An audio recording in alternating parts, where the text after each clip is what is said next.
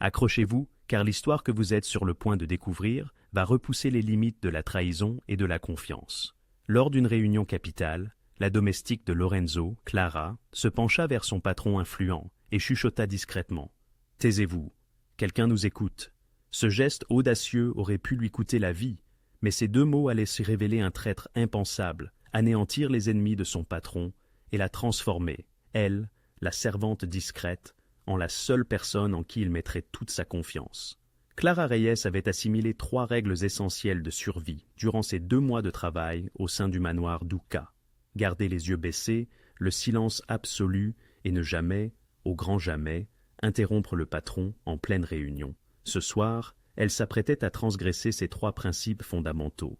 Minuit sonnait au carillon de l'horloge grand-père, alors qu'elle tenait en équilibre un plateau d'argent devant le bureau privé de Lorenzo De Luca.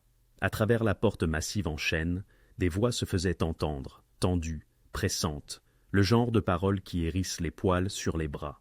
On l'avait appelée pour rafraîchir les boissons, ce qui impliquait d'entrer sans bruit, de s'acquitter de sa tâche et de redevenir invisible. Elle ouvrit la porte. L'étude était imprégnée d'une fumée épaisse de cigares et d'une tension palpable. 6 hommes se tenaient autour de la table en acajou, le cercle restreint de Lorenzo, ceux qui dirigeaient toute l'activité, des quais jusqu'au centre-ville de Chicago. Lorenzo lui-même présidait la table, son élégant costume gris anthracite impeccable, même à cette heure tardive. Ses yeux sombres et vifs alors qu'il désignait une carte étalée sur la table. « Le territoire du Nord est vulnérable », énonçait Lorenzo, sa voix douce mais d'une fermeté d'acier. « L'équipe de Russo est à bout après la descente du mois dernier. Nous intervenons avec 3 équipes. » Clara se déplaçait le long du mur comme une ombre, ainsi qu'on le lui avait appris. Remplir les verres, éviter le contact visuel, ne pas écouter des mots qui pourraient beau vous valoir la mort. Mais soudain, elle l'entendit. Clic, clic, clic. Un son faible, régulier et mécanique, provenant de derrière la moulure murale, ornée près de la chaise de Lorenzo. Elle avait dépoussiéré cet endroit précis cet après-midi et avait remarqué que la plainte était légèrement lâche. À ce moment-là, elle avait fait une note mentale d'en parler à l'entretien. Maintenant, au cœur de la nuit, alors que Lorenzo discutait de conquêtes territoriales et de règlements financiers, ce cliquetis prenait une toute autre signification. Le cœur de Clara battait la chamade contre ses côtes. Elle avait grandi dans les quartiers les plus rudes du South Side, où l'on apprenait à reconnaître le danger sous toutes ses formes. Son frère aîné avait été incarcéré pour avoir fréquenté la mauvaise compagnie. Et avant qu'il ne se fasse tuer lors d'une querelle de gang, il lui avait appris des choses, des notions de la rue, des techniques de survie. Parmi celles-ci, il lui avait enseigné à identifier le son d'un dispositif d'écoute en pleine transmission. Clic, clic, clic. Elle posa la carafe en cristal d'une main tremblante. Lorenzo continuait de parler, détaillant le plan d'attaque, nommant des individus, mentionnant des sommes d'argent exorbitantes qui lui rendaient l'estomac noué. Chaque mot traversait ce mur pour finir dans les oreilles de qui sait qui. Les hommes autour de la table étaient absorbés par la discussion. L'un d'eux, Polly Marchetti, le bras droit de Lorenzo, argumentait sur le calendrier. Un autre marquait des positions sur la carte. Personne ne prêtait attention à la domestique. Clara regarda Lorenzo. Elle le regarda vraiment pour la première fois depuis qu'elle travaillait ici. Il n'avait que 34 ans, jeune pour un homme ayant tant de sang sur les mains, aux traits italiens sombres, et le genre de visage capable de charmer ou de terrifier selon son humeur. En ce moment, ce visage était concentré, intense, totalement inconscient que tout ce qu'il disait était enregistré. « Il te tuera pour avoir interrompu », murmura une voix dans sa tête. « Il pensera que c'est toi qui l'as installé. » Mais une autre voix, la voix de son frère d'il y a des années, traversa sa peur. « Si tu vois quelque chose qui cloche, dis-le. Le silence tue des gens. » Clara prit sa décision. Elle se dirigea vers la chaise de Lorenzo, ses jambes la transportant en quelque sorte en avant, même si elle semblait faite d'eau. Elle tendit la main vers son verre vide, se penchant suffisamment près pour capter l'odeur de son coûteux parfum mélangé à la fumée de cigare. Et puis, elle chuchota directement à son oreille, si doucement que seul lui pouvait l'entendre. « Taisez-vous, quelqu'un nous écoute. » Ces quelques mots suffirent à tout changer. Le corps de Lorenzo se raidit l'espace d'une fraction de seconde, si brève que quiconque n'y aurait pas prêté une attention soutenue l'aurait manqué.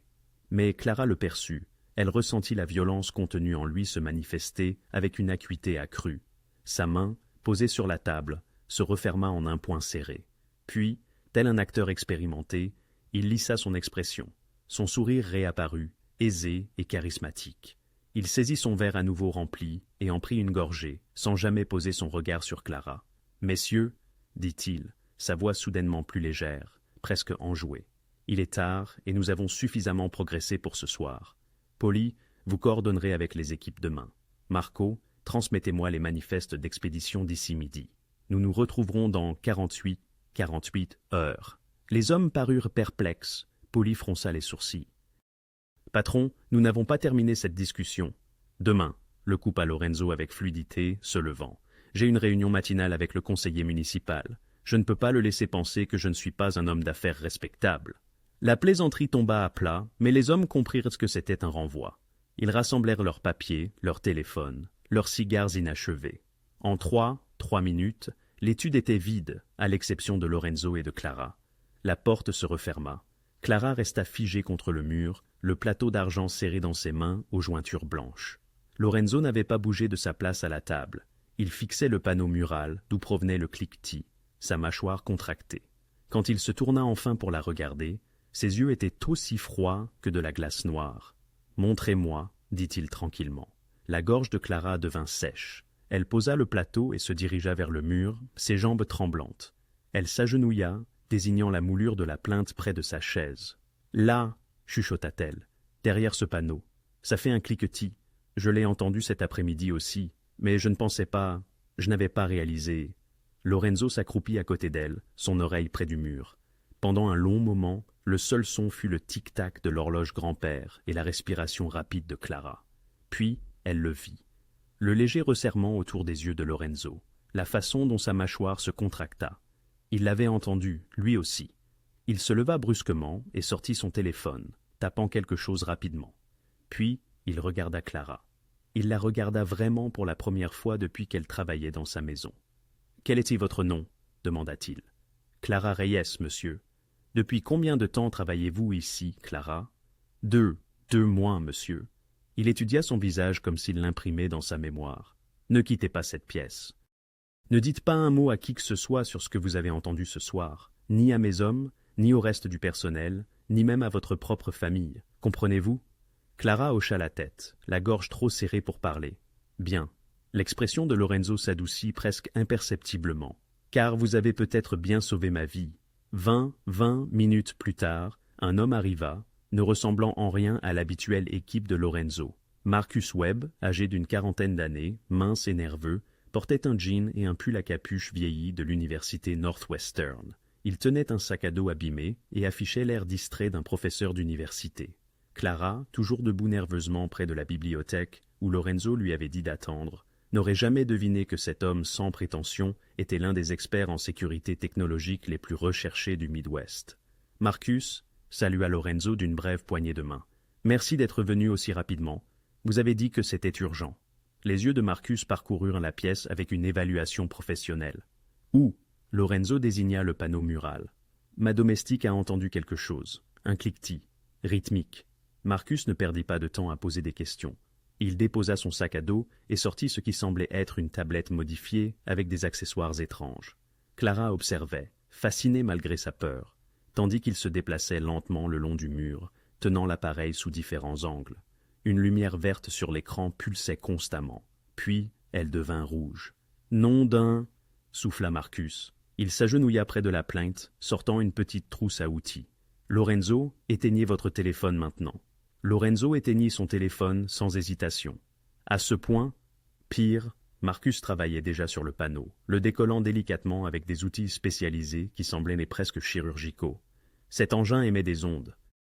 La transmission active a duré. Il vérifia sa tablette. Au moins 6 heures, peut-être plus. L'estomac de Clara se contracta. 6 heures signifiait que cela fonctionnait pendant toute la réunion à laquelle elle venait d'assister. Le panneau se détacha et Marcus atteignit délicatement la cavité derrière. Quand il retira sa main, il tenait quelque chose de petit, de la taille d'une boîte d'allumettes, couvert de minuscules circuits imprimés et ce qui ressemblait à une antenne miniature. « Jésus-Christ !» murmura Lorenzo, se penchant de près. Marcus posa l'appareil sur la table avec une extrême prudence. comme s'il pouvait exploser. Il sortit un petit brouilleur de signal de son sac et l'activa. Un bourdonnement sourd emplit la pièce. C'est bon, nous sommes à l'abri maintenant.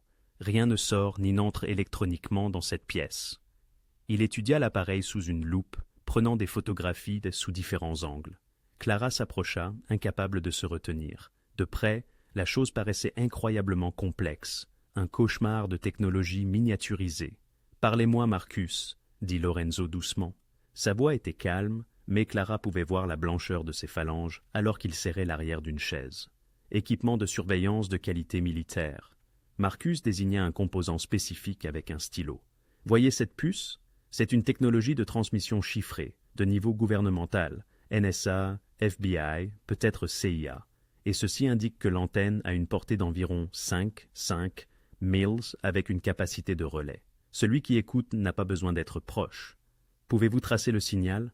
C'est déjà en cours. » Marcus sortit un ordinateur portable et le connecta à sa tablette avec un câble spécialisé. Ses doigts volèrent sur le clavier. La fréquence de transmission est... Attendez, plus de frappes. Je l'ai, ils utilisent une bande passante civile, mais le chiffrement est militaire, intelligent. Cela n'apparaîtrait pas lors de balayage d'écoute standard. La mâchoire de Lorenzo se serra. Depuis combien de temps est-ce là? Marcus examina l'appareil de plus près, observant les motifs de poussière et l'oxydation sur les circuits. Au vu de la provenance de l'écoute, je dirais au minimum 3 semaines, voire plus. 3 semaines. Clara vit le visage de Lorenzo pâlir sous son teint olive. 3 semaines de conversation, de réunions, d'appels téléphoniques. 3 semaines d'exposition totale. Qui aurait pu faire cela? Demanda Lorenzo. Qui a accès à ce genre de technologie? Vos ennemis, évidemment, répondit Marcus sans lever les yeux de son ordinateur portable. Mais ce n'est pas de l'équipement de rue, ce n'est même pas de l'équipement de la mafia. Quelqu'un avec de sérieuses ressources a voulu fouiller votre esprit. Soit ils ont des relations gouvernementales, soit ils ont payé une fortune à quelqu'un qui en a. Clara trouva sa voix, à sa propre surprise. Ça pourrait être, enfin, la police? La police aurait besoin d'un mandat, non? Marcus la coupa, sans animosité. Et s'ils avaient un mandat, ils descendraient en cet endroit, pas qu'ils écouteraient en douce. Non, c'est le secteur privé. Quelqu'un qui veut des informations, mais ne peut pas utiliser les canaux officiels. Des familles rivales, murmura Lorenzo, plus à lui-même qu'à eux. Les Russes ont empiété sur notre territoire. Les Russos sont restés calmes depuis qu'on a touché à leurs opérations. Il s'interrompit, son visage s'assombrissant. Ils ont tout entendu. Le poids de cette révélation planait dans l'air, lourd comme la fumée. Clara repensa aux réunions qu'elle avait interrompues ce soir-là, les discussions sur les territoires vulnérables, les plans de raid, les noms de fonctionnaires corrompus, tout cela enregistré, transmis, analysé par quiconque se trouvait à l'autre bout du signal. « Pouvez-vous les trouver » demanda Lorenzo, sa voix devenant dangereuse. L'ordinateur portable de Marcus émit un bip. Il étudia l'écran, zoomant sur ce qui ressemblait à une carte de Chicago. « Les signaux sont reçus ici. » Il désigna un emplacement au centre-ville, un immeuble d'appartements de grande hauteur sur North Michigan Avenue, immobilier cher. Je peux vous obtenir l'unité exacte, mais il faudra quelques heures pour affiner la recherche. « Faites-le » Lorenzo se tourna vers Clara, et elle recula instinctivement. Mais son expression n'était pas de colère, elle était calculatrice. « Clara, je dois savoir exactement quand vous avez entendu ce cliquetis pour la première fois. »« Cet après-midi, monsieur, vers 15 heures, » répondit-elle. « Je faisais la poussière et je l'ai entendu, mais c'était discret. Alors j'ai pensé que c'était peut-être les tuyaux ou quelque chose dans le mur. Et vous ne l'avez dit à personne? »« Non, monsieur. J'allais le signaler à la maintenance demain, mais... » Sa phrase s'éteignit. Lorenzo hocha lentement la tête. « Cela nous a peut-être sauvés. Si vous l'aviez signalé par les canaux normaux, quelqu'un aurait pu les alerter de nos soupçons. » Il fit une pause. « Combien de personnes savent que vous l'avez entendu? » « Juste vous et Monsieur Webb, monsieur? Bien, cela doit le rester. » Il se retourna vers Marcus. « Je veux un balayage complet de toute cette maison, chaque pièce, chaque ligne téléphonique, chaque ordinateur. S'il y a un écoute, il pourrait y en avoir d'autres. » Marcus rangeait déjà son équipement. « J'aurai besoin de toute mon équipe pour cela. Cela prendra toute la nuit. Alors, faites-les venir. » La voix de Lorenzo était dure comme l'acier. Et Marcus, personne n'entend parler de ça. Ni votre équipe, ni votre femme, ni votre prêtre. Cette information pourrait déclencher une guerre. Alors que Marcus se dirigeait vers la porte, il s'arrêta et regarda Clara. « Vous avez de bonnes oreilles, mademoiselle, meilleures que mon équipement à 50 000 $. Ce cliquetis, la plupart des gens ne l'auraient jamais remarqué. » Après son départ, Clara resta seule avec Lorenzo dans le bureau. L'appareil reposait sur la table entre eux, sombre et silencieux maintenant derrière le brouilleur de Marcus. Mais d'une certaine manière, elle avait l'impression qu'il continuait de regarder, d'écouter. Lorenzo se versa un whisky, sa main ferme malgré tout. « Vous devriez rentrer chez vous, Clara. Reposez-vous. Demain, tout continue normalement. Vous faites votre travail, je fais le mien. Personne ne doit savoir que quoi que ce soit a changé. »« Oui, monsieur. » Clara commença à se diriger vers la porte, puis hésita. « Monsieur Ducas, qui, selon vous, a fait cela ?» Lorenzo fixa le micro, son expression impénétrable. Quelqu'un qui vient de faire une très grave erreur. Le lendemain matin, Clara arriva au manoir à 6 heures, comme d'habitude, l'estomac noué. Elle avait à peine dormi, rejouant la nuit précédente encore et encore dans son esprit. Chaque fois qu'elle fermait les yeux, elle revoyait ce petit appareil sur la table de Lorenzo, imaginant des signaux invisibles véhiculant des secrets mortels dans l'air. Elle s'attendait au chaos, à des descentes du FBI, à des corps dans la cour, à quelque chose de dramatique. Au lieu de cela, elle trouva le manoir exactement dans l'état où elle l'avait laissé. Le soleil du matin entrait à flots par les hautes fenêtres. Les autres femmes de chambre travaillaient déjà, bavardant sur une émission de télé-réalité en astiquant l'argenterie. Le chef fredonnait en préparant le petit déjeuner. Tout était normal. Clara attacha son tablier, les mains tremblantes, et commença ses tournées, époussetant le couloir à l'étage. Par une porte ouverte, elle aperçut Lorenzo dans son bureau, au téléphone, riant de quelque chose. Il avait l'air détendu, presque insouciant, dans sa chemise blanche impeccable et son pantalon bleu marine. Cela n'avait aucun sens. Vers 9 heures, elle nettoyait la bibliothèque du deuxième étage, lorsque Polly Marquetti apparut dans l'embrasure de la porte. L'homme de main de Lorenzo était bâti comme un ours, avec des bras épais et un visage qui avait vu trop de bagarres. Il avait toujours rendu Clara nerveuse. « Le patron veut vous voir », dit Polly d'une voix rauque. « Bureau privé, tout de suite. » Le cœur de Clara battait la chamade, tandis qu'elle le suivait dans les escaliers. Polly ne parla pas, ne la regarda même pas. Quand ils arrivèrent au bureau, il frappa deux fois et ouvrit la porte, lui faisant signe d'entrer seul. Lorenzo était assis derrière son bureau en acajou. Marcus Webb se tenait près de la fenêtre, et à côté de lui se trouvait un homme que Clara reconnut, Tony Greco, chef de la sécurité de Lorenzo, un ancien marine aux yeux gris froids et à la réputation de loyauté absolue. Trois personnes, exactement comme Lorenzo l'avait dit la nuit dernière. « Asseyez-vous, Clara », dit Lorenzo en désignant une chaise en face de son bureau. Son ton était professionnel, mais pas méchant. Elle s'assit, ses mains fermement jointes sur ses genoux. « Marcus a terminé le balayage à 4 heures ce matin, » commença Lorenzo. « Tu veux lui dire ce que tu as trouvé ?» Marcus avait l'air épuisé, des cernes sous les yeux. Deux autres appareils, un dans la boîte de jonction téléphonique du couloir principal, qui acheminait tous les appels fixes. Un autre dans la voiture de Lorenzo. Celui-là traquait ses mouvements et enregistrait les conversations. Il afficha des images sur sa tablette, montrant à Clara davantage de ces circuits imprimés cauchemardesques. Même équipement de qualité militaire, même fréquence de transmission. Quelqu'un a investi des sommes considérables dans cette opération. Clara se sentit mal. L'invasion était encore pire qu'elle ne l'avait imaginé. « Voici ce que nous allons faire, » reprit Lorenzo en se penchant en avant. « Rien. » Clara cligna des yeux. « Monsieur, nous n'allons pas retirer les micros, nous n'allons pas modifier les protocoles de sécurité, nous n'allons pas agir d'une manière suspecte. » Les yeux sombres de Lorenzo retinssent les siens, autant que n'importe qui le sache, et je veux dire n'importe qui, y compris mes propres hommes. La réunion d'hier soir s'est terminée plus tôt parce que j'étais fatigué, rien de plus. « Je ne comprends pas, » dit Clara prudemment. Tony Greco parla pour la première fois, sa voix râpeuse. « Quiconque a posé ses micros observe la réaction. Si nous renforçons soudainement la sécurité, cherchons d'autres appareils, changeons nos habitudes, ils sauront que nous les avons trouvés. Ils reculeront ou accéléreront ce qu'ils prévoient. »« Mais ils écoutent tout !» protesta Clara. « Exactement. » Un mince sourire traversa le visage de Lorenzo. « Et ce sera leur perte. » Marcus a remonté la transmission jusqu'à un appartement sur North Michigan Avenue, unité 4207.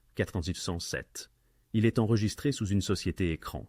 Il nous a fallu la moitié de la nuit pour éplucher les documents, mais nous avons trouvé le lien.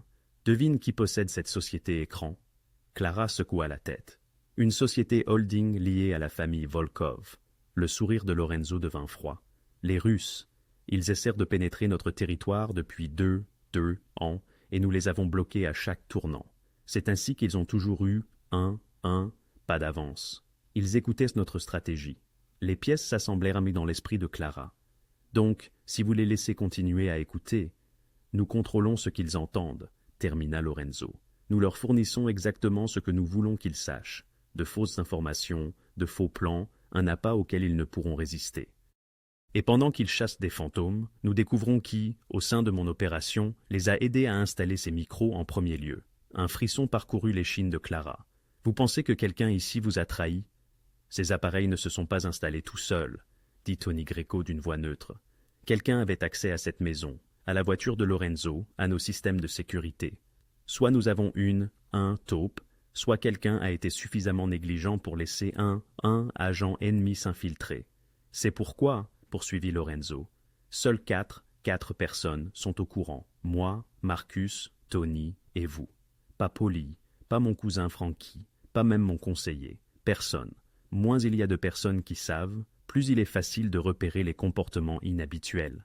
« Que voulez-vous que je fasse » demanda Clara. « Votre travail, exactement comme vous l'avez toujours fait. » L'expression de Lorenzo s'adoucit légèrement. « Je sais que c'est beaucoup à demander à quelqu'un qui est juste venu nettoyer des maisons et payer son loyer. Mais vous avez prouvé que vous avez de bons instincts et que vous savez garder votre bouche fermée. Ce sont des qualités rares. » Marcus sortit un petit appareil de la taille d'une clé de voiture. Si vous entendez ou voyez quoi que ce soit de suspect, et je veux dire tout ce qui semble anormal, appuyez sur ce bouton. Cela enverra une alerte silencieuse à nos trois téléphones. Pas de nom, pas de détails, juste alerte. Nous nous en occuperons. Clara prit l'appareil, sentant son poids dans sa paume. Il était plus lourd qu'il n'y paraissait. Dernière chose, dit Lorenzo. Dans quelques heures, je vais organiser autre réunion dans ce même bureau. Les mêmes hommes, le même sujet.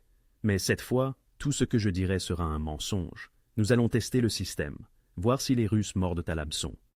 J'ai besoin de vous là-dedans, servant des boissons, agissant tout à fait normalement. Pouvez-vous faire cela?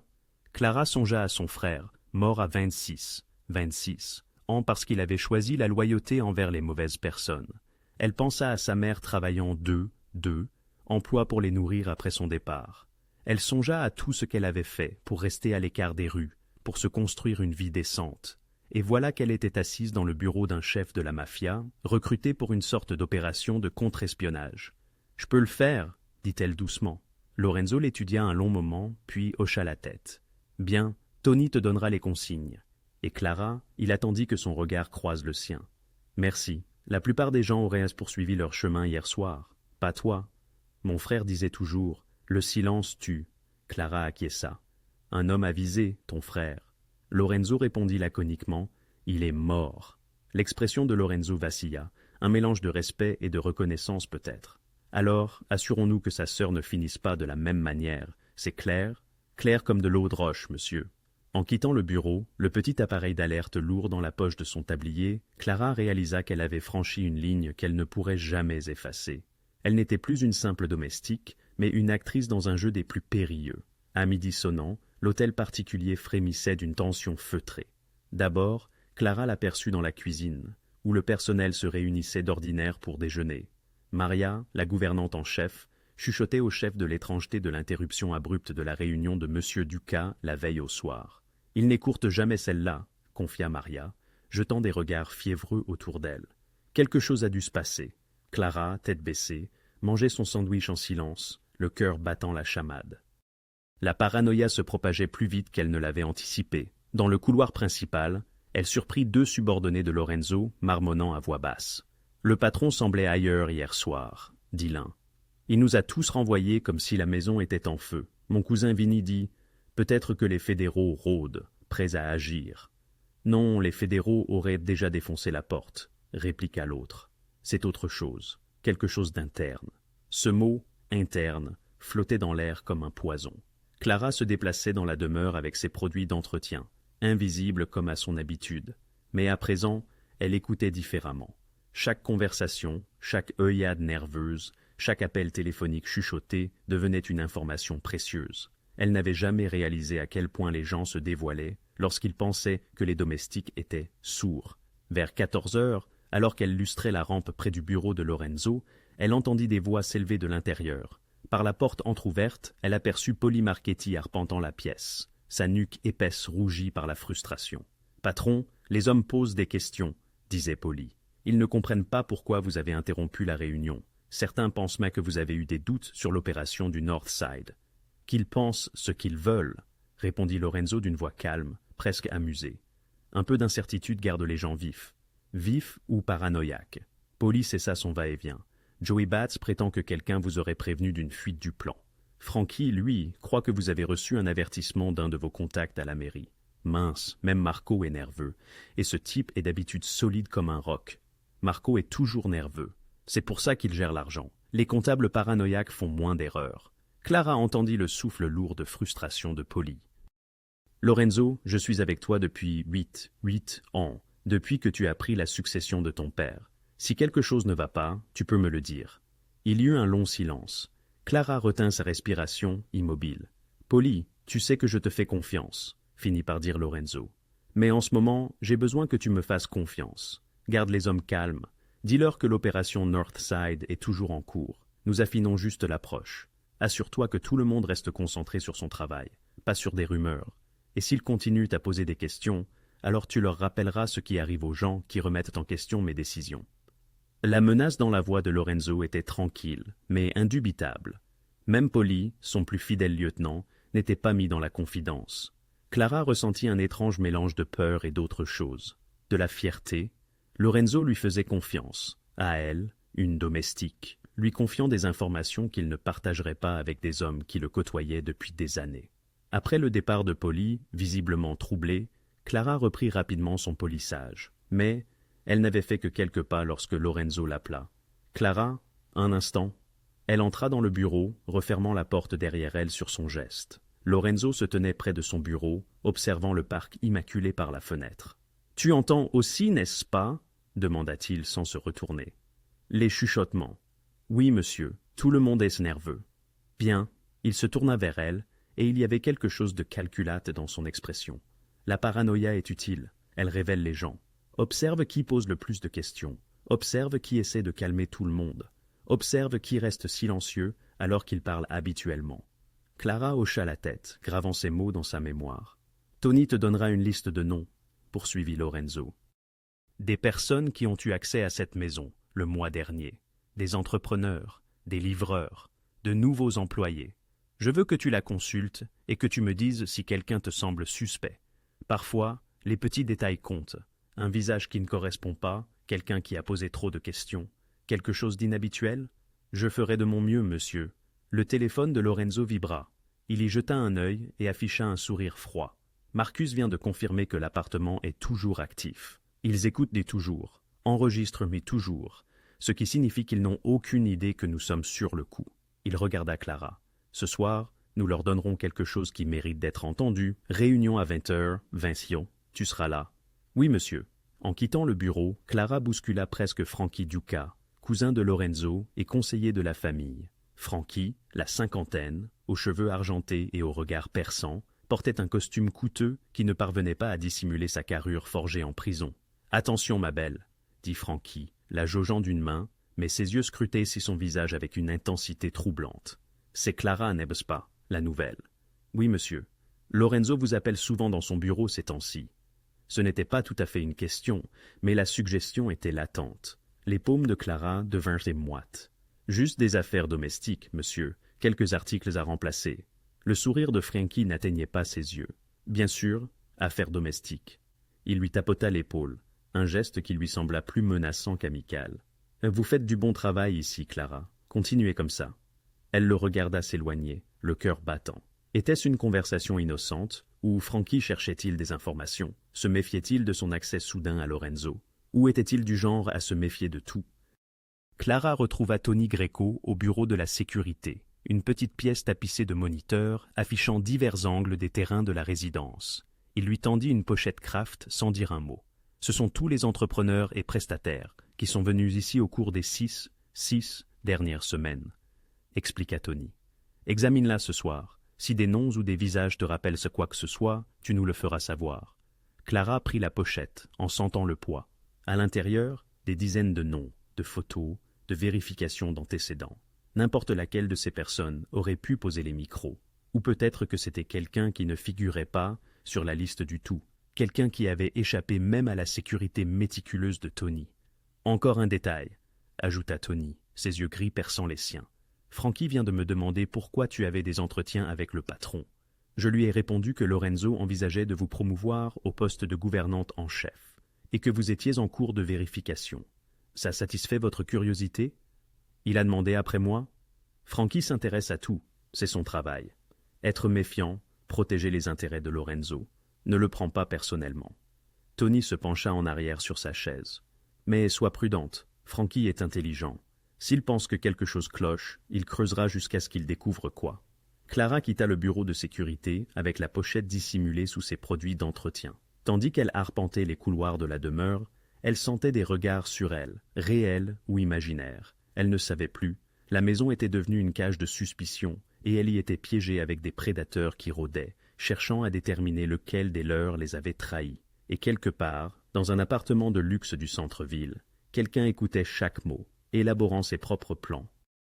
La journée de travail de Clara s'achevait à 4 heures, 16 heures ans, mais elle s'attarda jusqu'à presque 5 heures, 17 heures ans, épluchant les dossiers des entrepreneurs dans une chambre d'amis vide. Les visages se confondaient, électriciens, plombiers, une équipe de laveurs de vitres, l'équipe qui avait installé de nouvelles caméras de sécurité trois semaines auparavant. Trois semaines pile, soit à peu près au moment où les micros étaient apparus. Elle encercla cette entrée et glissa le dossier dans son sac, se promettant mentalement d'en parler à Tony ce soir-là. L'air d'octobre était vif alors qu'elle franchissait l'entrée de service du manoir. Elle serra davantage sa mince veste et s'engagea sur la longue allée menant à l'arrêt de bus sur Ashland Avenue. Le domaine d'Uka se trouvait dans la riche banlieue d'Oak Brook, loin de son appartement exigu de Pilsen, mais la ligne de bus était fiable et le salaire bien meilleur que partout où elle avait travaillé. Elle avait fait environ 20 pas lorsqu'elle remarqua l'escalade noire garée le long de la rue bordée d'arbres, son moteur tournant au ralenti. Rien d'inhabituel dans ce quartier. Les hommes de Lorenzo avaient toujours des véhicules postés autour de la propriété. Mais quelque chose dans sa position, le nez pointé vers elle, lui fit serrer son sac plus fort. Le petit appareil d'alerte que Tony lui avait donné était dans la poche de sa veste. Ses doigts le trouvèrent, prêt, mais l'escalade ne bougea pas, et elle était probablement juste paranoïaque. Elle continua de marcher. À l'arrêt de bus, elle consulta son téléphone. 15 minutes avant l'arrivée du prochain. Quelques autres personnes attendaient à proximité. Une nounou avec une poussette, un homme âgé lisant un journal. Normal, sûr. Clara tenta de se détendre, mais chaque instinct de survie qu'elle avait appris en grandissant dans le South Side hurlait en elle. « Excusez-moi, mademoiselle. » Elle se tourna pour trouver un homme debout derrière elle. 35 ans environ, rasé de près, vêtu d'un costume gris passe-partout avec des traits anodins qui ne se seraient pas distingués dans une foule. Il sourit agréablement, comme quelqu'un sur le point de demander des directions. « Vous travaillez à la maison d'Uka, n'est-ce pas » demanda-t-il. « Je vous ai vu aller et venir. » Toutes les alarmes retentirent dans la tête de Clara, d'un coup. « Je suis désolé, Ce n'est rien. » Son sourire ne vacilla pas. « Je n'essaie pas de causer des ennuis. En fait, j'espérais que nous pourrions nous entraider. » Il fit un geste vers une petite boulangerie de l'autre côté de la rue. « Pourrions-nous parler un instant? Je vous offrirai un café. » Clara jeta un rapide coup d'œil à la nounou et à l'homme âgé, chacun plongé dans ses propres pensées. L'escalade noire stationnait toujours là, et elle se demanda soudainement s'il s'agissait réellement des hommes de Lorenzo ou d'une situation tout à fait différente. « Je ne vous connais pas, » dit-elle avec prudence. « J'attends juste mon bus. S'il vous plaît, 5 petites minutes. Il y a une belle somme d'argent à la clé pour vous. » Un changement net et insistant se fit sentir dans son ton de voix. « Je suis vraiment persuadé que vous serez intéressé d'entendre ce que j'ai à dire. » Contre toute logique, ou peut-être parce qu'elle devait absolument comprendre ce qui se passait, Clara se retrouva à traverser la rue avec lui. Sa main restait dans sa poche, le pouce prêt à activer le bouton d'alerte. Si les choses tournaient mal, elle n'hésiterait pas à appuyer et à s'enfuir. La boulangerie était chaleureuse et exhalait une odeur de pain frais. L'homme acheta deux cafés sans même lui demander ce qu'elle désirait, puis la conduisit vers une table d'angle, loin des fenêtres. Il s'assit dos au mur, à la manière de quelqu'un ayant appris à surveiller constamment les issues. « Mon nom n'a aucune importance », commença-t-il en poussant un café vers elle. Clara ne le toucha pas. « Ce qui compte, c'est que je sais que vous travaillez en étroite collaboration avec Lorenzo Duca. Vous êtes dans sa demeure quotidiennement. Vous entendez et observez des choses. » La bouche de Clara s'assécha. « Je ne suis qu'une femme de ménage. Je fais le ménage. Et vous étiez dans son bureau privé hier soir, pendant une réunion très importante. » L'expression agréable de l'homme ne changea pas. Pourtant ses yeux s'étaient emplis d'une froideur saisissante. Une réunion qui s'est étrangement et brusquement terminée. Et ce matin, vous avez été appelé dans son bureau à trois reprises distinctes. Ce n'est pas le comportement habituel pour une simple femme de ménage. Il l'avait observé, oui, il l'avait réellement espionné. Clara se sentit violée, mise à nu. Depuis combien de temps surveillait-il ses allées et venues? L'homme plongea la main dans sa veste, et la main de Clara se crispa sur le dispositif d'alerte, mais il n'en sortit qu'une, épaisse enveloppe, qu'il posa sur la table entre eux. Elle était gonflée de billets, plus d'argent que ce que Clara gagnait en un ou peut-être en deux mois. 5 000 $, 5 000 $, dit-il doucement. Et ce n'est qu'un à compte. Tout ce dont j'ai besoin, ce sont des informations, des choses simples. Quelles sont les réunions en cours? Qui y participe? Ce qui y est discuté. Vous n'avez rien de dangereux à faire. Il suffit d'être à l'écoute et de partager ce que vous entendez. Clara fixa l'enveloppe, le cœur battant à tout rompre. 5 000 $, 5 000 $ pourraient régler les frais médicaux de sa mère. Cela pourrait lui permettre de s'installer dans un meilleur appartement, loin des gangs et des trafiquants de son quartier. Mais cela ferait aussi d'elle une traîtresse. Et les traîtres aux yeux d'hommes comme Lorenzo Duca ne vivaient pas longtemps. « Je ne peux pas vous aider, » dit-elle en se levant. « Je ne sais rien et je ne vous le dirais pas si je savais. » La main de l'homme jaillit, lui agrippant le poignet avec une force telle qu'elle la blessa. Son masque de courtoisie tomba, révélant une laideur latente. « Asseyez-vous, Clara. Nous n'avons pas fini de parler. Lâchez-moi. Vous faites une erreur. » Il se pencha vers elle, sa voix se réduisant à un chuchotement encore plus menaçant qu'un cri. « Nous savons où vous habitez. Nous savons que votre mère travaille à l'hôpital St. Mary's en équipe de nuit. Nous connaissons votre trajet de retour, le bus que vous prenez, l'heure à laquelle vous arrivez. Voulez-vous vraiment vous faire des ennemis de personnes ayant une telle influence? » Le sang de Clara se glaça. Ils avaient fait des recherches sur elle, cartographié sa vie, identifié toutes les personnes qui lui étaient chères. Il ne s'agissait plus seulement d'informations. C'était une menace pour tous ceux qu'elle aimait. Elle pressa le bouton d'alerte. Rien ne se produisit. Aucun son, aucun signal visible. Mais quelque part, trois téléphones recevaient son SOS. J'ai dit comme... Clara tenta de se débattre, mais sa prise se resserra. « Vous avez 24 heures, pour réfléchir à mon offre, » dit l'homme. « Demain, même heure, même endroit. Vous vous présenterez avec quelque chose d'utile. Vous recevrez l'argent et tout le monde sera en sécurité. Si vous ne vous présentez pas, ou si vous parlez de cette conversation à Duca, » il sourit froidement. « Eh bien, les accidents arrivent, surtout aux personnes qui travaillent de nuit dans les hôpitaux. » La porte de la boulangerie retentit. Deux hommes entrèrent, tous deux massifs comme des joueurs de ligne de football américains, tous deux vêtus de vêtements décontractés qui ne cachaient en rien leurs dangereuses occupations. Clara reconnut l'un d'eux, Joey Batts, l'un des hommes de main de Lorenzo. L'autre était un jeune homme qu'elle avait déjà aperçu au manoir. L'homme qui tenait le poignet de Clara les remarqua également. Ses yeux s'écarquillèrent légèrement et sa main la relâcha. « Un problème ici ?» demanda Joey Batts d'un ton désinvolte. Mais il n'y avait rien de décontracté dans la manière dont il se positionna entre Clara et l'inconnu. « Aucun problème, » dit l'homme en se levant sans un pli. « Juste une conversation amicale avec une connaissance. Ça n'avait pas l'air amical de là où je me tenais. » La main de Joey reposait négligemment près de sa ceinture, où Clara savait qu'il gardait une arme. Cette dame semble mal à l'aise. L'étranger jeta un coup d'œil entre Joey et son partenaire, évaluant les chances. Quelle que fût sa conclusion, elle n'était pas favorable. Il lança un dernier regard froid à Clara, une promesse que ce n'était pas fini, et quitta la boulangerie. Les jambes de Clara tremblaient. Elle se laissa retomber sur la chaise, les mains fébriles. « Ça va, mademoiselle ?» demanda Joey, ses traits rudes affichant une sincère inquiétude. « Ah oui, merci. Le patron a dit de vous surveiller. Heureusement que nous étions là. » Il sortit son téléphone. tapant rapidement. J'ai une description du type. On va découvrir qui il est. Le jeune homme de main jeta un coup d'œil par la fenêtre. Il monte dans une Honda grise. Vous voulez qu'on le suive? Pas encore. Le patron décidera. Joey se tourna vers Clara. Venez, on vous ramène à la maison. Et à partir de maintenant, vous n'irez nulle part sans l'un de nous à proximité. Ordre du patron. Alors que Clara les suivait jusqu'à leur voiture, l'enveloppe toujours sur la table de la boulangerie derrière elle, elle réalisa que le jeu avait changé. Elle n'était plus une simple observatrice, elle était une cible. Le bureau de Lorenzo lui sembla différent cette fois, plus sombre, plus dangereux. Clara était assise sur la même chaise que ce matin, mais maintenant Joey Batts et son partenaire se tenaient près de la porte comme des sentinelles. Tony Greco était au téléphone, aboyant des ordres. Marcus Webb était penché sur son ordinateur portable, les doigts filant sur le clavier. Lorenzo se tenait près de la fenêtre, le dos tourné à tous, parfaitement immobile. C'était cette immobilité qui effrayait le plus Clara, comme un prédateur décidant comment frapper. « Racontez-moi encore une fois » dit Lorenzo doucement, sans se retourner. « Chaque mot » dit-il.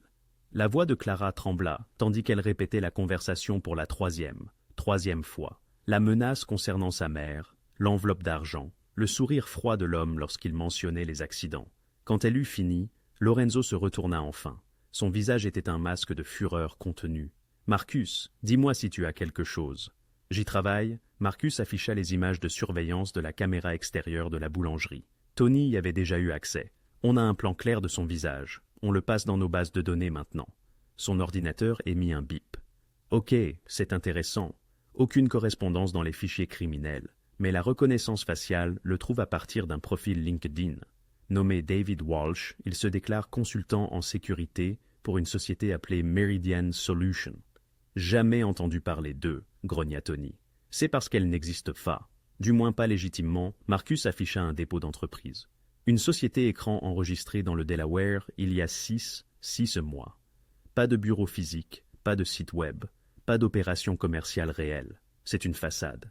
La mâchoire de Lorenzo se serra. Lié aux Russes. Donnez-moi une minute. Les doigts de Marcus dansèrent sur le clavier, affichant des documents, recoupant des noms. L'agent enregistré de Meridian Solutions est OK. Enfoui sous trois couches de holdings. Mais oui, c'est bien là. La même structure d'entreprise que celle qui possède l'appartement d'où proviennent les signaux des micros. Ils utilisent le même réseau de blanchiment d'argent. Donc, les Russes deviennent audacieux, dit Lorenzo. Non content de simplement écouter maintenant. Ils essaient activement de recruter à l'intérieur de ma maison. Ils se sont adressés à la mauvaise personne, dit Tony, regardant Clara avec quelque chose qui ressemblait à de l'approbation. Lorenzo s'approcha de l'ordinateur portable de Marcus. « Montrez-moi tout ce que nous avons sur cet appartement. » Marcus afficha un dossier détaillé. Unité 4207, 407, North Michigan Avenue. Immeuble de luxe de grande hauteur. 42 étages. Très cher, très sécurisé. L'unité a été louée pendant 3 mois sous la même société écran. La direction de l'immeuble pense qu'elle est utilisée par un cadre de fonds spéculatif. Qui est réellement là? La surveillance suggère deux personnes, toutes deux masculines, alternant les quarts de travail. Ils ne laissent pas beaucoup de livraison de nourriture, mouvement minimal. Installation professionnelle. Marcus effectua un zoom sur certains schémas techniques. La bonne nouvelle, c'est qu'ils utilisent un relais de signal sur le toit. Cela signifie que la transmission passe de vos micros à leur unité, puis à celui qui analyse réellement le renseignement. Nous pouvons intercepter ce signal secondaire. Pouvez-vous localiser où il va après avoir quitté l'appartement? Déjà fait. Marcus eut l'air sombre. Plusieurs points d'accès. Un à Brighton Beach, Brooklyn. C'est le territoire de la mafia russe. Autre à Moscou, routé via environ 6 serveurs proxy. Il ne s'agit pas seulement de la famille Volkov. Ils partagent des informations avec des gens là-bas. Le silence s'installa dans la pièce. Clara comprit ce que cela signifiait. Il ne s'agissait plus seulement d'une lutte de pouvoir local. C'était du crime organisé international avec des ressources et une portée bien au-delà des rues de Chicago. « Patron, dit Tony avec prudence, on pourrait investir cet appartement ce soir, exfiltrer ces gars-là, découvrir qui les a envoyés, stopper toute l'opération. » Non. La voix de Lorenzo était ferme. Si nous les arrêtons, les Russes sauront que nous sommes sur eux. Ils se retireront, se regrouperont, nous attaqueront sous un angle différent. Nous serons de retour à la case départ. Sauf qu'ils seront plus prudents la prochaine fois. Que faisons-nous alors? Lorenzo se tourna vers Marcus. Pouvez-vous surveiller leur appartement sans qu'ils le sachent, voir qui va et vient, ce qu'ils transmettent? Tout est déjà en cours. J'ai une équipe qui met en place une contre-surveillance en ce moment. D'ici ce soir, nous aurons des yeux et des oreilles sur les personnes qui ont des yeux et des oreilles sur vous. Un sourire froid traversa le visage de Lorenzo. Magnifique. Donc, ils nous écoutent et nous les écoutons. Cela signifie que nous contrôlons le flux d'informations dans les deux sens. Clara parla avec hésitation.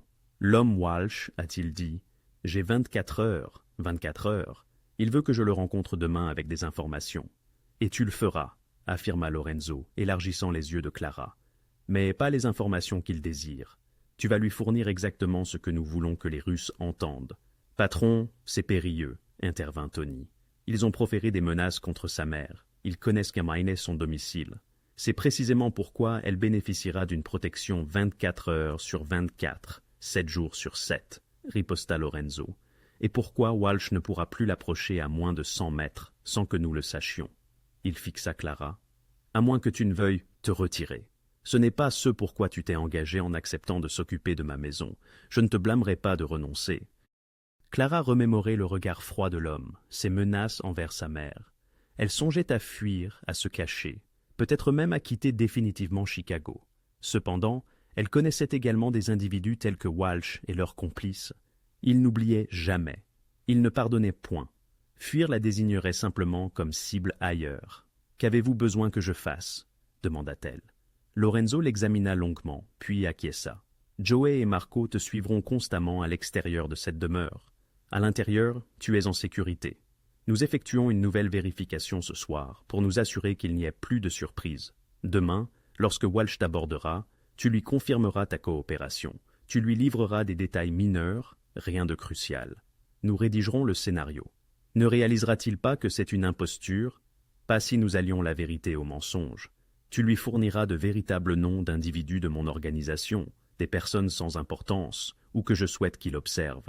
Tu lui indiqueras un lieu et une heure de rendez-vous réels, mais pas le contenu réel de nos discussions. Fais-lui croire qu'il obtient des renseignements précieux alors qu'il ne fera que poursuivre des chimères. Marcus leva les yeux de son ordinateur portable. « Patron, j'ai une retransmission en direct de l'appartement. Souhaitez-vous voir à qui nous avons affaire ?» Lorenzo se plaça derrière la chaise de Marcus. Clara les rejoignit, scrutant l'écran. L'image révélait l'intérieur d'un appartement moderne, un mobilier onéreux, et des baies vitrées, offrant une vue sur la métropole de Chicago. Deux hommes étaient visibles. L'un était assis devant un ensemble d'équipements informatiques munis d'un casque. L'autre se tenait près de la fenêtre, conversant au téléphone dans ce que Clara supposait être du russe. « Celui au téléphone est Dimitri Volov », déclara Tony en désignant. « Le neveu d'Alex Vulov, j'ai consulté son dossier. Ancien membre des services de renseignement militaire russes, GRU, très dangereux. Et celui devant les ordinateurs » demanda Lorenzo. « Je ne sais pas encore, mais admirez son installation, » répondit Marcus en zoomant. « Équipement de surveillance militaire, communication chiffrée, probablement une liaison directe avec leur supérieur. C'est une opération sérieuse. » Lorenzo observa l'écran, son expression indéchiffrable. « Alors, nous leur offrirons une performance tout aussi sérieuse. Marcus, je veux tout savoir sur ces deux individus, leurs habitudes, leur vulnérabilité, leurs subordonnés. Tony organise la protection de Clara et de sa mère. Personne ne doit les toucher. Et procure-moi une liste complète de toutes les personnes présentes dans ma demeure lorsque ces micros ont été installés. Quelqu'un les a aidés, et je veux savoir qui. »« Et Walsh » interrogea Joey. « Voulons-nous l'appréhender ? Pas encore. Laissons-le croire qu'il garde le contrôle, qu'il rapporte qu'il a établi le contact avec ma femme de ménage, qu'elle est effrayée, qu'elle pourrait céder. Laissons les Russes se sentir en confiance. » Le sourire de Lorenzo était acéré comme une lame. L'excès de confiance rend les gens négligents, et lorsqu'ils le deviennent, nous serons prêts. Alors que la réunion se dispersait, Clara comprit qu'elle faisait désormais partie d'une machination bien plus vaste et périlleuse qu'elle n'aurait jamais imaginée. Elle n'était plus une simple observatrice, elle était devenue un appât. 2 jours plus tard, Lorenzo convoqua une réunion. Clara entra dans le bureau à 20 heures précises, portant le même plateau d'argent qu'auparavant, ses mains plus fermes qu'elle ne l'avait anticipé. Joey, Bats et Marco avaient été ses ombres constantes, l'un toujours à vue, l'autre observant à distance. Elle avait même dîné avec sa mère la veille, bien qu'elle ne lui ait pas révélé pourquoi. Deux hommes imposants étaient soudainement assis à une table voisine pendant tout le repas. Walsh ne l'avait pas abordé de nouveau. Selon Tony, il attendait qu'elle fasse le premier pas, testant sa résistance à la pression. Ce soir, elle lui donnerait de quoi rapporter. Les 6 mêmes hommes étaient assis autour de la table de Lorenzo. Polly, Frankie, Marco le comptable, 2 hommes de main nommés S et Big Tommy, et Johnny Rousseau, qui gérait les opérations dans le South Side. Ils semblaient tendus, perplexes quant à la raison de cette nouvelle réunion nocturne après l'étrange entrevue du début de semaine. Clara se glissa discrètement, longeant le mur jusqu'au bar où les boissons attendaient. Lorenzo était assis en bout de table, détendu et sûr de lui, feuilletant des documents. Il ne remarqua pas sa présence, mais elle savait, et il savait, que tout cela n'était qu'une mise en scène. « Messieurs, » commença Lorenzo, sa voix empreinte de la même autorité que d'habitude, « j'apprécie votre venue à si brève échéance. Une opportunité qui ne saurait attendre se présente à nous. » Polly se pencha en avant. « Quelle sorte d'opportunité, patron ?»« Celle qui transforme tout. » Lorenzo déploya une carte sur la table, un plan détaillé du front de mer de Chicago. Son doigt frappa un emplacement marqué en rouge, le quai 47, dans la zone portuaire industrielle. Dans 3 nuits, un porte-conteneur en provenance d'outre-mer accoste. Officiellement, il transporte des pièces automobiles. Officieusement, il esquissa un sourire. Il contient suffisamment d'armes de guerre pour équiper une petite nation. Les hommes échangèrent des regards. Clara remplit les verres avec une discrétion exercée, son cœur battant la chamade. Chaque mot prononcé par Lorenzo était un leurre, mais sonnait parfaitement crédible. « Qui est le fournisseur ?» demanda Frankie, ses yeux perçants plissés de suspicion. « Des contacts européens, d'anciens fournisseurs militaires passés au privé. » Lorenzo sortit des photographies, des faux, supposait Clara, préparés par l'équipe de Marcus, des AK-47, des lance-roquettes, des explosifs C4, des équipements de vision nocturne. Tout est encore dans son emballage d'origine. La cargaison était destinée à un acquéreur de Détroit, mais ils se sont rétractés à la dernière minute. Maintenant, elle est disponible, et nous avons la primeur. « Quel était le prix ?» demanda Marco le comptable, déjà en train de calculer mentalement. 3 millions, 3 000 et 1000 pour l'intégralité de la cargaison. La valeur marchande est le triple de ce montant. Lorenzo laissa l'information s'ancrer. Nous l'achetons. Nous contrôlons l'approvisionnement en armes pour tout le Midwest. Chaque gang, chaque équipe, chaque organisation ayant besoin de matériel passera par nous. Ce n'est pas seulement un profit, c'est du pouvoir. Big Tommy grogna. Ça semble trop beau pour être vrai. Quel est le piège? Le piège réside dans le timing et la sécurité, énonça Lorenzo.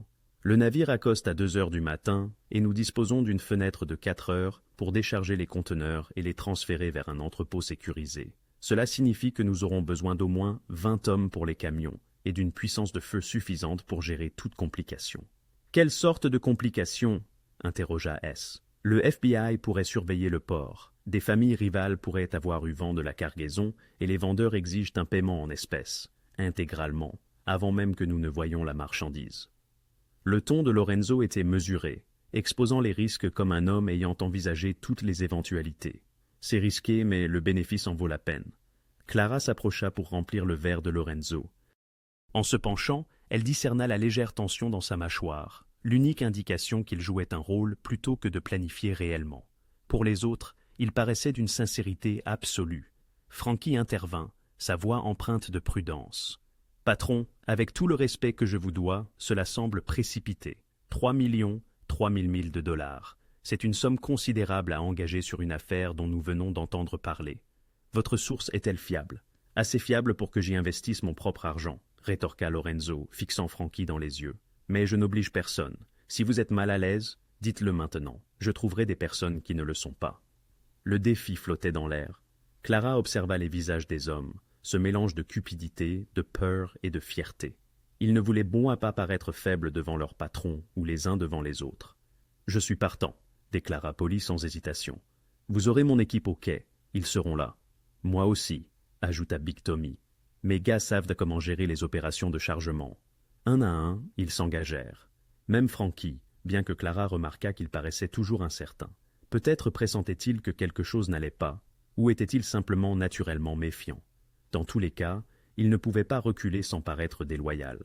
Lorenzo acquiesça, satisfait. « Bien, Polly, tu coordonnes les effectifs. Marco prépare 3 millions, 3000 milles en espèces, en petites coupures, différentes dénominations. S et Tommy, vous inspectez l'entrepôt sur South Rhine Avenue. Je veux qu'il soit sécurisé d'ici demain soir. Et les Russes? Demanda Johnny Rousseau. Ils ont rôdé autour de nos opérations ces derniers temps. Et s'ils entendent parler de cela et tentent de s'imposer? L'expression de Lorenzo se durcit, et Clara se demanda si cette partie était réelle, ou toujours une composante de la mise en scène. Et qu'ils essaient.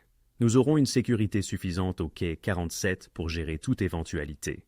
D'ailleurs, les Russes sont trop occupés par leurs propres problèmes pour se soucier de nos affaires. La réunion se prolongea pendant 20 minutes supplémentaires. Lorenzo distribuant les tâches et répondant aux questions avec un niveau de détail qui rendait toute l'opération plausible. Clara écouta attentivement, versant des boissons et demeurant discrète. Pendant ce temps, quelque part dans la ville, 2 Russes dans un appartement luxueux enregistraient en chaque mot. Lorsque les hommes finirent par quitter la pièce, Clara s'attarda près du bar, arrangeant des verres qui n'avaient pas besoin d'être réordonnés. Lorenzo attendit que la porte se referme, puis laissa échapper un long soupir. « Comment ai-je fait » demanda-t-il doucement. « J'y ai cru » avoua Clara. « Si je n'avais pas su, j'aurais pensé que nous allions réellement dérober des armes dans 3 jours. » Bien, Lorenzo se servit un véritable verre cette fois-ci, car si tu y as cru, ils y croiront aussi. Il se dirigea vers le panneau mural où le micro était dissimulé, transmettant toujours fidèlement. « Vous entendez ça, bande de salauds russes? Je viens de vous livrer le plus gros coup de l'année. Voyons si vous pouvez résister. » Le téléphone de Clara vibra. Un SMS de Marcus disait simplement « Ils mordent à l'hameçon ». Lorenzo la regarda, souriant froidement. « Et maintenant, nous attendons. Soit ils signaleront cela à leur hiérarchie et tenteront d'intercepter la cargaison eux-mêmes, soit ils alerteront le FBI et tenteront de me faire arrêter. Dans les 2 cas, ils se dévoileront. Et s'ils font les 2, alors nous saurons à quel point ils sont désespérés. » Lorenzo vida son verre. « Va te reposer, Clara. Les prochains jours vont être intéressants. Et par intéressant, j'entends potentiellement mortel. » Tandis que Clara traversait le couloir pour quitter le bureau, elle croisa Frankie, concentré sur son téléphone, parlant à voix basse en italien. En la voyant, il raccrocha brusquement. « Encore au travail tard, Clara » demanda-t-il. « Juste en train de ranger après la réunion, monsieur Ducas. » Son regard scruta son visage, cherchant quelque chose. Ce fut une sacrée réunion, de grands projets. « Je n'en saurais rien, monsieur. Je n'ai fait que servir les verres. »« Exact. » Il sourit, mais son regard ne suivit pas le mouvement. « Ne fait que servir les verres. Bonne nuit, Clara. » Elle s'éloigna, sentant son regard sur son dos, incapable de se débarrasser du sentiment que Frankie Ducas se doutait de quelque chose. Mais qu'il la soupçonne, elle, Lorenzo, ou l'opération dans son ensemble, elle ne pouvait le savoir. Le jeu devenait plus périlleux d'heure en heure. L'appel survint à 3 heures du matin. Clara sursauta dans son petit appartement, cherchant son téléphone à tâtons dans l'obscurité. Joe et Bats étaient postés devant son immeuble, et Marco, garé un peu plus loin dans la rue. La protection rapprochée de Lorenzo ne dormait jamais, mais cet appel ne venait pas d'eux. « Clara, c'est Marcus. Il faut que tu vois ça. J'envoie une voiture. » 20 minutes plus tard, toujours en jean et vieux pullover, Clara était escortée dans un immeuble de bureau anonyme du quartier financier. Marcus avait installé un centre de surveillance temporaire au 3e étage, une pièce remplie d'équipements informatiques, de moniteurs et de 3 techniciens à l'air épuisé. Lorenzo était déjà là, debout devant un mur d'écran, une tasse de café à la main. Tony Greco était assis à l'un des postes de travail, coordonnant avec les équipes de terrain sur une radio cryptée. La pièce bourdonnait d'une énergie fébrile. « Montre-lui » dit Lorenzo sans détourner les yeux des moniteurs. Marcus afficha des images sur l'écran principal. « Ceci date d'il y a 4 heures, juste après la fin de votre réunion. Regardez l'appartement. » Clara reconnut l'intérieur désormais familier de l'unité 4207. Dimitri Volkov arpentait la pièce frénétiquement, hurlant dans son téléphone en russe. L'autre homme, identifié par Marcus comme Pavel Soalov, un autre vétéran de Jeru, était à son poste informatique, tapant furieusement. « Que disent-ils » demanda Clara. Marcus fit apparaître une traduction sur un 2e écran. Dimitri parle à son oncle Alex, le chef de la famille Volkov. Il lui parle de la cargaison d'armes au quai 47. Écoutez cette partie. Il diffusa l'audio avec des sous-titres. 3 millions d'armes, oncle, de qualité militaire. Si Ducas met la main sur cette cargaison, il contrôlera tout le marché régional. Nous devons agir maintenant. La mâchoire de Lorenzo se serra en regardant ses ennemis discuter de son plan fabriqué de toutes pièces. Et voici où ça devient intéressant, poursuivit Marcus, affichant de nouvelles images. Il y a 2 heures, Dimitri a quitté l'appartement pour la première fois en 3 jours. Nous l'avons suivi. L'écran montrait Dimitri montant dans une Mercedes noire, puis passait à des images de suivi de la voiture dans les rues de Chicago. Elle s'est arrêtée à un entrepôt à Brighton Beach, un bastion russe connu. Il rencontre un équipage complet de Volkov, intervint Tony. Nous avons de la surveillance sur l'entrepôt. Nous avons compté au moins 20 gars y entrer au cours de la dernière heure. Ils préparent de quelque chose d'énorme. Marcus afficha un autre écran, des images thermiques de l'extérieur de l'entrepôt. Vous voyez ces motifs thermiques? Ils transportent des armes, chargent des véhicules. Ce n'est pas une petite opération. Ils se mobilisent non pour un coup majeur. Clara sentit son estomac se nouer. Ils vont vraiment essayer de voler la cargaison. Mieux que ça, dit Lorenzo, avec une sombre satisfaction dans la voix. Ils mettent tout en œuvre, chaque homme disponible, chaque ressource. Ils pensent même qu'ils sont sur le point de saboter mon opération et de réaliser le plus grand coup d'armes de ces dernières années. Il se tourna vers Marcus. Quoi d'autre? Marcus afficha des interceptions d'emails. Pavlé a envoyé des messages cryptés à des contacts à Moscou et à New York. Il demande des faveurs, des renforts. Les Volkov de Chicago traitent cela comme une déclaration de guerre. Il ne compte pas seulement voler la cargaison. Ils prévoient d'embusquer vos hommes au quai et d'envoyer un message. Combien d'hommes avons-nous en face? Demanda Tony. D'après le bavardage et les mouvements, j'estime 30 à 40 combattants. Peut-être plus. Ils apportent une sérieuse puissance de feu. Marcus zooma sur des photos de surveillance montrant des hommes chargeant des fusils et du matériel tactique dans des VUS. Lorenzo posa sa tasse de café, son expression calculatrice. Ils s'engagent trop, c'est exactement ce que nous voulons. S'ils déploient autant d'hommes pour les quais, ils laissent tout le reste exposé, leurs opérations de jeu, leurs raquettes de protection, leur véritable cache d'armes. Alors, on les frappe pendant qu'ils nous frappent? Demanda Clara, commençant à comprendre la stratégie. On les frappe pendant qu'ils ne frappent ni rien, corrigea Lorenzo. Ils se présentent au quai 47, s'attendant à mes hommes et à une cargaison d'armes. Au lieu de cela, ils trouvent les FBI. Tony compléta avec un sourire sinistre. J'ai coordonné avec notre contact fédéral. Il est très intéressé par 40 gangsters russes armés convergeant sur un quai de Chicago au milieu de la nuit, surtout lorsque nous lui fournissons des preuves de leur organisation criminelle. Les yeux de Clara s'écarquillèrent. Vous les montez pour une arrestation fédérale? La destruction mutuelle assurée a un certain charme, dit Lorenzo. Et les Volkov sont arrêtés avec suffisamment de chefs d'accusation liés aux armes pour les emprisonner pendant des décennies. Et puisque c'est nous qui avons alerté le FBI, nous passons pour des citoyens préoccupés aidant les forces de l'ordre. Les fédéraux réalisent une arrestation majeure. Nous éliminons nos concurrents et nous gardons les mains propres. Marcus afficha un autre écran, montrant des interceptions de messages textes. Ça devient encore mieux. Les Volkov sont si confiants qu'ils planifient déjà la célébration de la victoire. Pavlé a envoyé un message à quelqu'un à Moscou disant « Les doukas sont finis. Chicago est à nous d'ici dimanche. » Dimanche, c'est dans 3 jours, nota Tony. Ils pensent qu'ils ont déjà gagné. Le téléphone de Lorenzo vibra. Il y jeta un coup d'œil, puis montra l'écran à Tony. C'est notre contact du FBI. Il rassemble une équipe tactique, SWAT, DEA, ATF. Ils en font une opération multi-agence. Les Volkov vont tomber dans le plus grand piège policier de l'histoire de Chicago. Clara observait les moniteurs, voyant les Russes se préparer à l'assaut, ignorant complètement qu'ils étaient surveillés à chaque instant.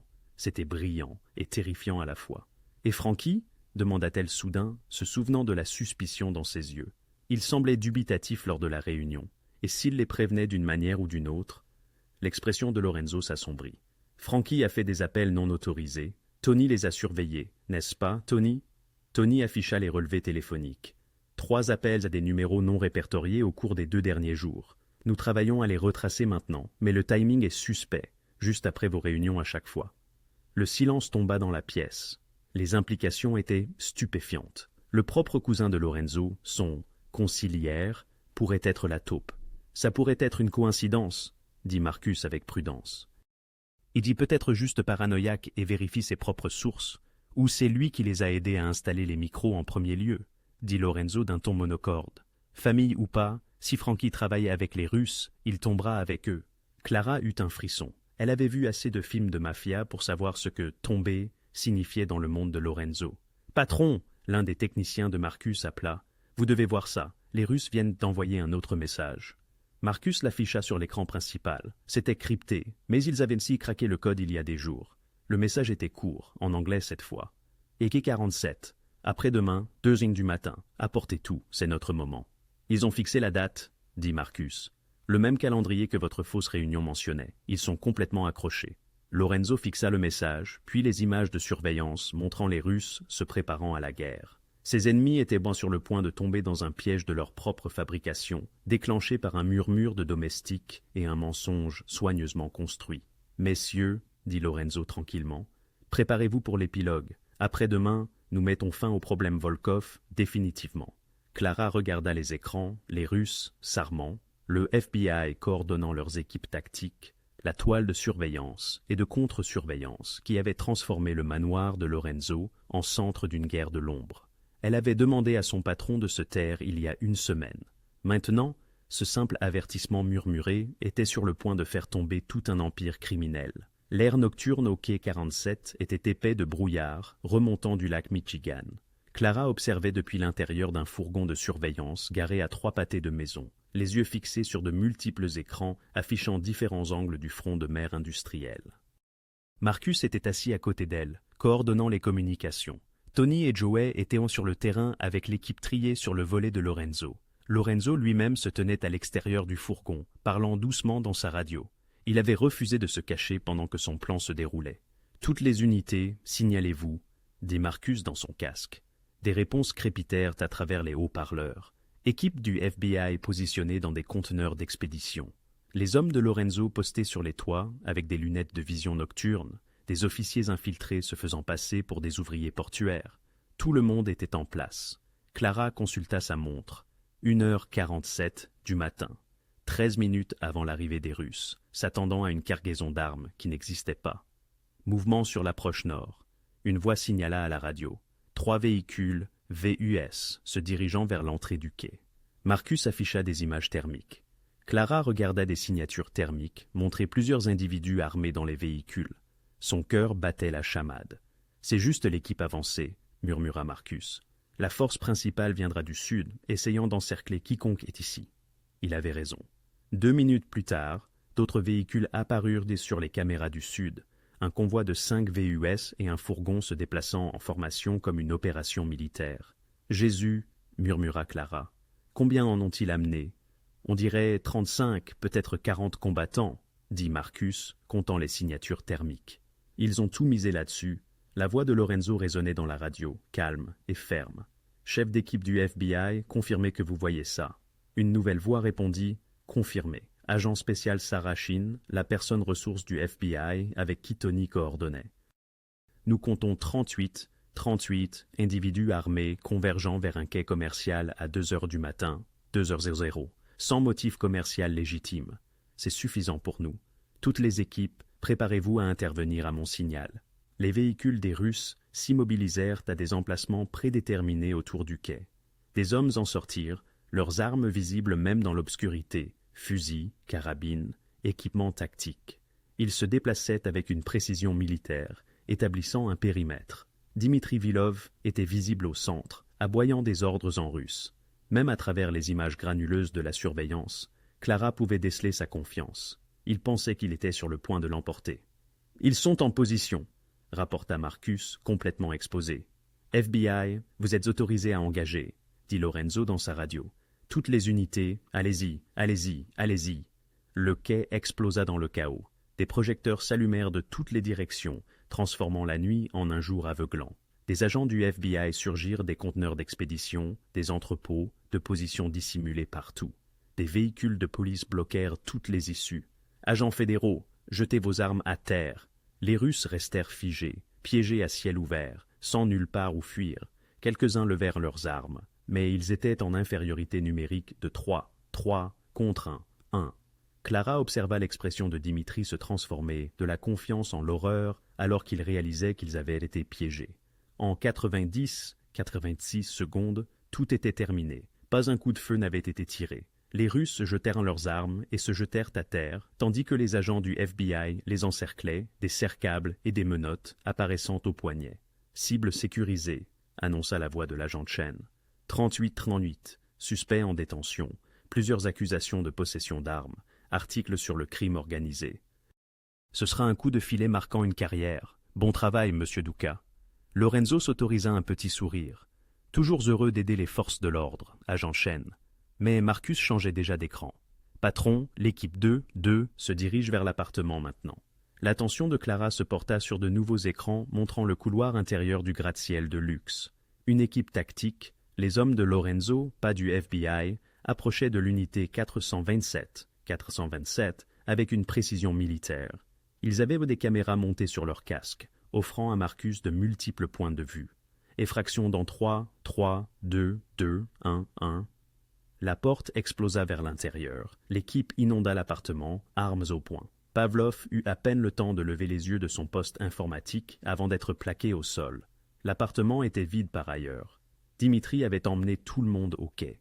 Dégagé, suspect, sécurisé, rapporta la voix de Tony de l'intérieur.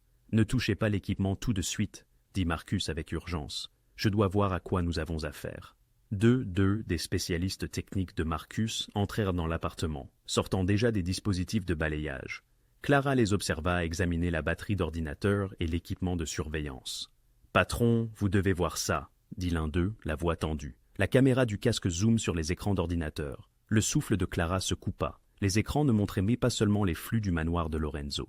Ils affichaient de la surveillance de dizaines de lieux, d'autres entreprises, d'autres maisons, d'autres familles. Ils ont mis en place tout un réseau, dit Marcus, ses doigts voltigeant sur son clavier alors qu'il accédait à distance aux ordinateurs saisis. Nom d'un chien. Ils ont des micros dans les opérations de la famille El Marchetti, le territoire du gang Rousseau, même dans les bureaux de certains de nos contacts policiers. Il ne s'agissait pas seulement de Lorenzo. Il surveillait la moitié du monde souterrain de Chicago. Depuis combien de temps ? Demanda Lorenzo d'un ton sec. Marcus fit défiler les fichiers, son visage pâlissant. Des mois, peut-être un an. Ils ont des enregistrements de réunions, d'appels téléphoniques, de conversations privées. C'est une mine d'or d'informations. Téléchargez tout, ordonna Lorenzo. Chaque fichier, chaque enregistrement, chaque contact. Déjà fait, répondit Marcus. Mais patron, il y a plus. Marcus afficha un répertoire de fichiers. Il vendait des informations. Regardez ses relevés de transactions. Ils fournissèrent des renseignements à plusieurs acheteurs. Les Rousseau, une équipe de Détroit, même des opérateurs indépendants. Ils n'espionnagent pas seulement pour eux-mêmes. Ils ont bâti une véritable opération de courtage de renseignements. Clara se sentit mal. Les Voulov avaient transformé la surveillance en une entreprise, vendant des secrets qui causaient sa mort ou l'arrestation de personnes. Sécurisez toutes les preuves, dit Lorenzo. Disques durs, téléphone, tout. Je veux savoir qui leur a acheté et qui ils surveillaient. Chef d'équipe, on a autre chose. La voix de Tony crépita. Il y a un coffre-fort dans le placard de la chambre. Le ton de Tony était grave. La caméra du casque montrait Tony à genoux, devant un coffre-fort encastré au sol. Il y plaça un petit appareil qui ressemblait à un crochet de serrurier avancé, et en quelques secondes, le coffre-fort s'ouvrit. Tony en sortit le contenu. Des liasses d'argent, des passeports, des clés USB et un carnet en cuir. Il l'ouvrit, parcourant les pages. « Patron, c'est un registre. Nom, date, paiement reçu. C'est un registre complet de leur opération. » Il marqua une pause. « Et il y a un nom ici que vous devez connaître. Quelqu'un qu'ils ont répertorié comme actif principal de l'organisation Duca. » L'expression de Lorenzo devint de glace. « Lisez. » La voix de Tony était sombre. Source interne recrutée il y a 14 mois. Nom de code, Coniglio. Le canal de surveillance devint silencieux. L'estomac de Clara se contracta, alors qu'elle comprenait ce que cela signifiait. Coniglio, italien pour lapin ou petit lapin. Franchi, le cousin de Lorenzo, son conciliaire. Fils de... souffla Lorenzo. C'était lui tout ce temps. Marcus afficha d'autres fichiers, cherchant spécifiquement tout ce qui concernait Coniglio. Les preuves affluèrent sur les écrans. Des paiements totalisant des centaines de milliers de dollars, des rapports détaillés que Franchi avait fournis sur les opérations de Lorenzo, même des copies de SMS où Franchi donnait aux Russes des codes d'accès et des horaires. C'est lui qui les a aidés à installer les micros, dit Marcus, lisant les fichiers. C'est lui qui a engagé l'entrepreneur qui les a installés. Il leur a donné vos protocoles de sécurité, vos routines quotidiennes, vos faiblesses. Il vous vend depuis plus d'un an. Clara se rappela les regards suspicieux de Franchi, ses questions insistantes, ses appels téléphoniques après les réunions. Tout prenait sens maintenant. Le visage de Lorenzo était un masque de fureur contenue. Où est-il maintenant? Nous traquons son téléphone. Il est chez lui à Neighborville, rapporta Tony. Gardez-le là, j'arrive. Lorenzo se dirigea vers sa voiture, puis s'arrêta et regarda Clara. Tu as bien fait ton travail, merci. Que se passe-t-il maintenant? Demanda-t-elle doucement. L'expression de Lorenzo était sombre comme une tombe. Maintenant, j'ai une conversation avec mon cousin sur le prix de la trahison. La maison de Frankie Duca à Neighborville était une coloniale spacieuse avec une pelouse impeccablement entretenue, achetée et payée avec l'argent du sang, celui de Lorenzo et celui des Russes.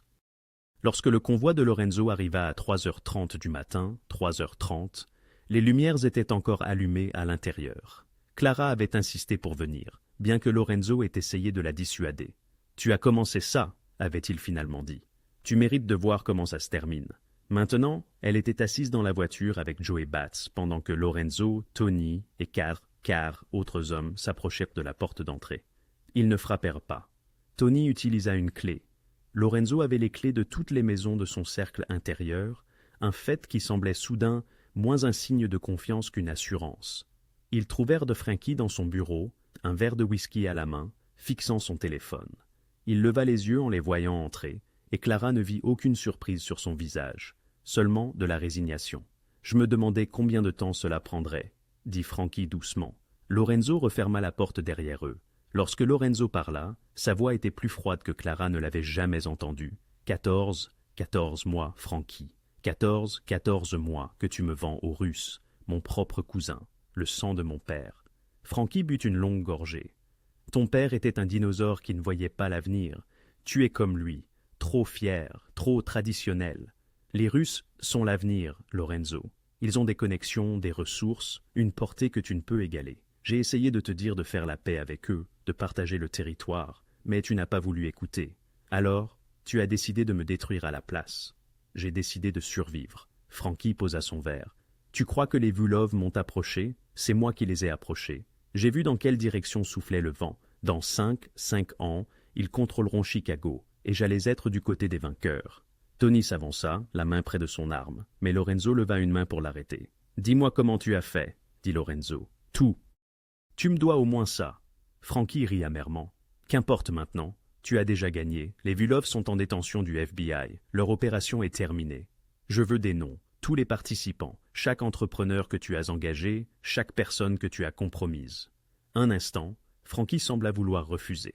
Puis quelque chose dans l'expression de Lorenzo, quelque chose de sombre et de définitif, le fit reconsidérer. « L'électricien s'appelait Ray Hutchkins, » commença Frankie. « Il a déjà travaillé pour la famille. Un type honnête, mais il avait des dettes de jeu. Je lui ai dit que les Russes effaceraient ses ardoises, $50 000 de dettes, s'il installait du matériel de sécurité lors d'un appel de maintenance de routine. Il pensait que ce n'était que de l'espionnage industriel, rien de criminel. Il a placé le premier micro dans ton bureau, il y a trois mois. « 3 mois, répéta Lorenzo. Mais l'équipement technique n'avait que 3 semaines. Ils ont amélioré. Les premiers Prombase micros étaient de basiques. Les Russes voulaient en voir si tu remarquerais. Quand tu n'as pas remarqué, ils ont fait installer à Hutchkins l'équipement de qualité militaire. Je lui ai donné les codes d'accès, les horaires où tu serais absent de la maison. C'était facile. » Clara se sentit mal.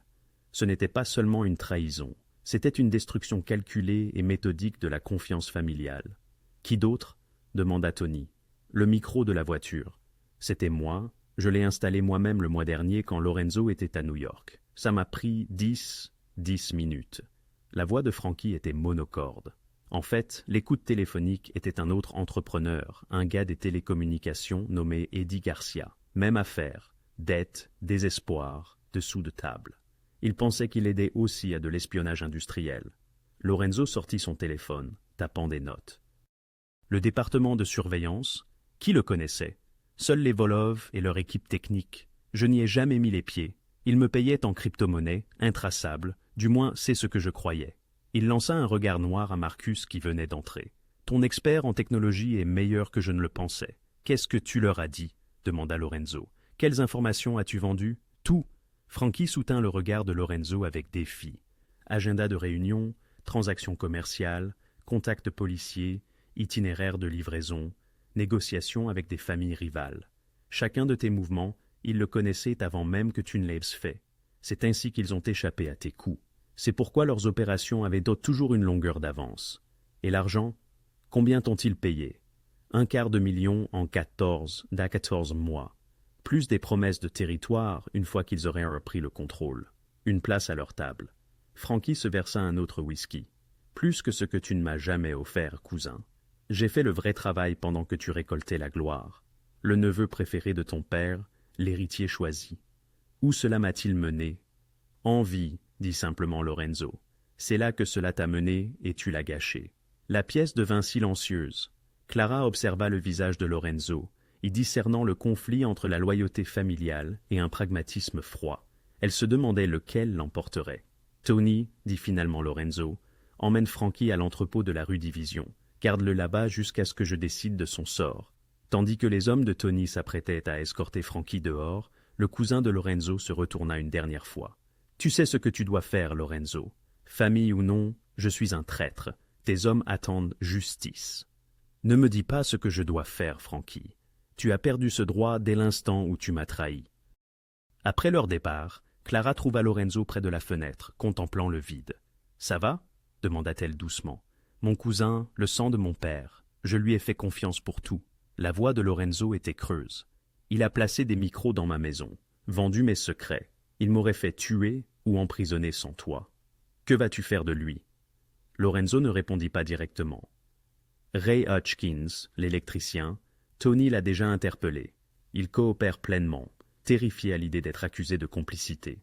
Eddie Garcia, le spécialiste des télécommunications, s'est volatilise. Nous le retrouverons.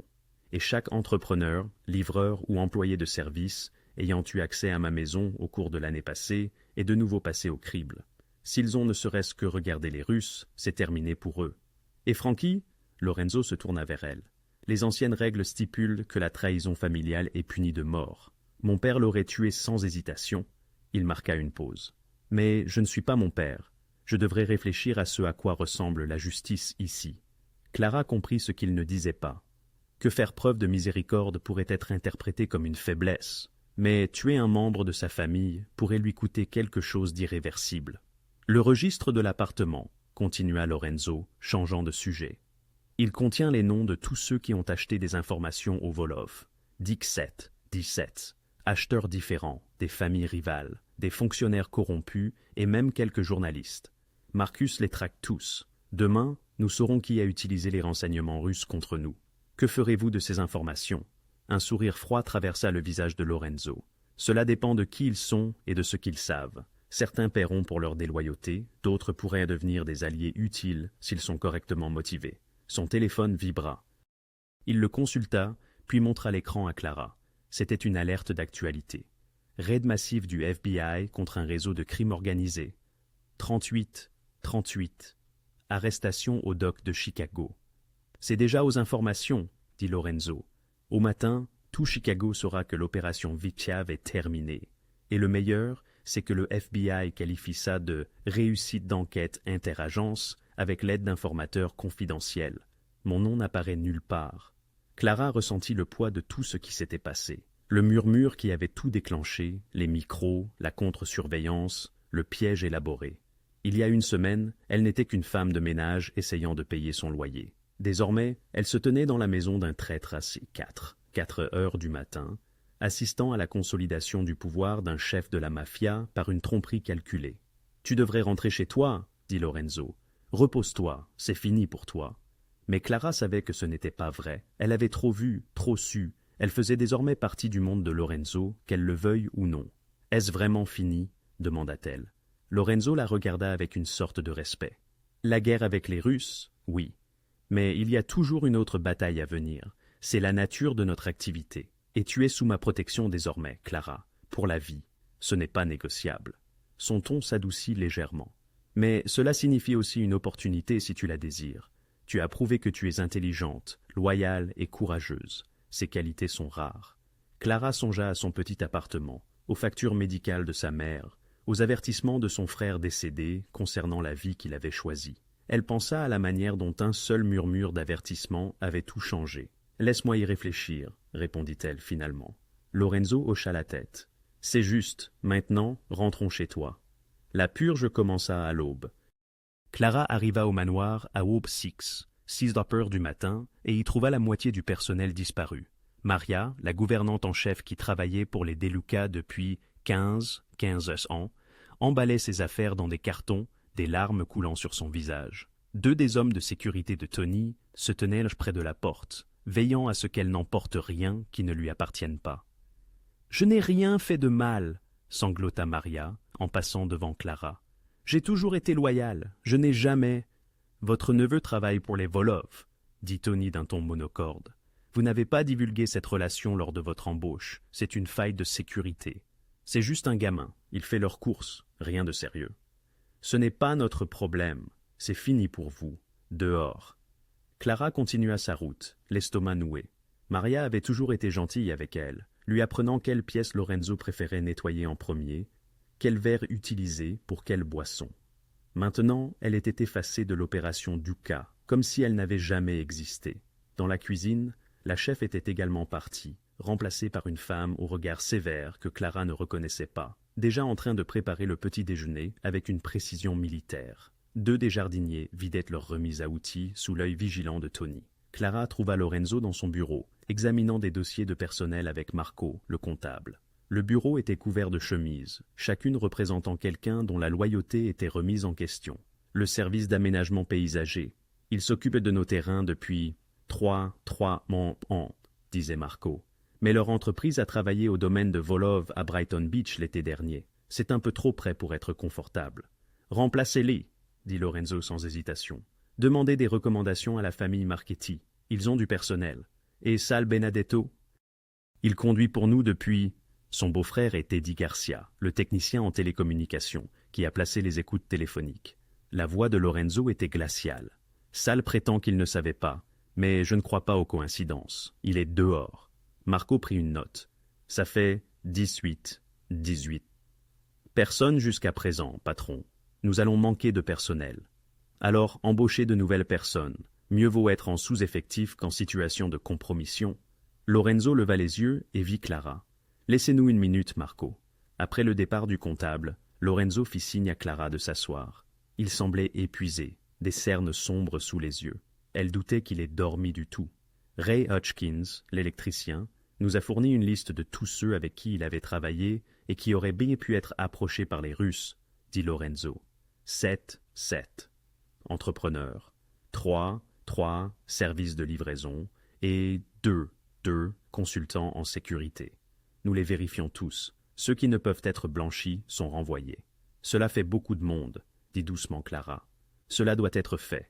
Les Volov ont infiltré mes opérations à tous les niveaux. Ils savaient des choses qu'ils n'auraient pas dû savoir, non seulement grâce au rapport de Frankie, mais aussi grâce à des individus qui ont vu des choses, entendu des choses, et ont été payés pour les partager. Il sortit une liste. Marcus a trouvé des relevés de paiement. 12 personnes de ma liste de paie ont reçu de l'argent des Russes à un moment donné au cours de l'année écoulée. Certaines ne savaient même pas qu'elles travaillaient pour eux. Elles pensaient qu'il s'agissait d'espionnage industriel, de collecte d'informations concurrentielles. Peu importe, elles sont parties. Et ceux qui refusent? Demanda Clara. Ceux que les Russes ont approchés mais qui ont dit non? L'expression de Lorenzo s'adoucit légèrement. Ce sont ceux que je garde et que je récompense. La loyauté face à la tentation est rare. Il fit une pause. Comme toi. Ils t'ont offert 5 000 $, et ont menacé ta mère, et tu as quand même refusé. Ce genre d'intégrité ne s'achète pas. Au cours des 3 jours suivants, Clara observa la transformation de l'opération Duca se dérouler avec une efficacité silencieuse. Ce ne fut pas spectaculaire.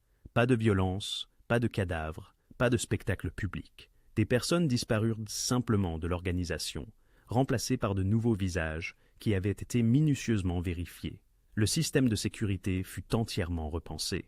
L'équipe de Marcus passa au crible chaque pièce, chaque véhicule, chaque ligne téléphonique, installant de nouvelles communications cryptées et des équipements de détection avancés. Le personnel du manoir fut soumis à des détecteurs de métaux et à des fouilles aléatoires. De nouveaux protocoles exigeaient des codes d'autorisation pour l'accès aux zones sensibles. Tony mit en place une politique de besoin de savoir. Les informations furent compartimentées afin qu'aucune personne, à l'exception de Lorenzo, ne connaissent l'image complète d'une opération, les lieux de réunion changèrent de manière aléatoire. Des mots de code remplacèrent les noms dans les conversations téléphoniques. Les fournisseurs changèrent également. Le distributeur de boissons, qui avait servi le manoir pendant Dix d'Actaorsan, fut remplacé après que les vérifications d'antécédents révélèrent ainsi que son gérant d'entrepôt avait eu des démêlés avec un associé connu des Volov. Le fournisseur de produits frais fut changé. Même la société qui entretenait les voitures de Lorenzo fut remplacée par une autre sans aucun lien avec les Russes. Clara apprit par le personnel restant que trois des soldats de Lorenzo avaient été rétrogradés ou réaffectés.